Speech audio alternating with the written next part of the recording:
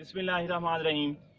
इस वक्त हैं सैफुल मलूक पर और ये एक बड़ी ही नज़ारा कुन झील है जहाँ से दूर दराज से आए हुए लोग एक पहाड़ पे सफ़र करने के बाद झील सैफुल मलूक पहुँचते हैं, जो जिस शहज़ादा सैफ के नाम से मशहूर है और जो मिस्र का रहने वाला था।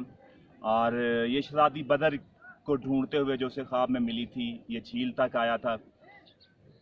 हम हमेशा सफ़र अपनों के साथ करते हैं और हम सफ़र की तकलीफ़ों को देख के, नज़ारों को देख के कुछ सीखते हैं।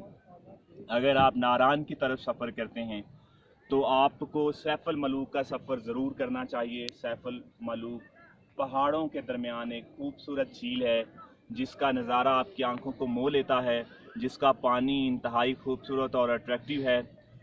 सैफुल मलूक झील जो है, यहाँ पे आने वाले अपना टाइम बड़ा ही बेहतरीन गुजारते हैं।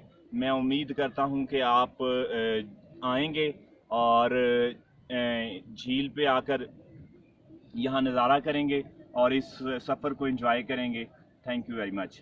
ठीक है, शुक्रिया।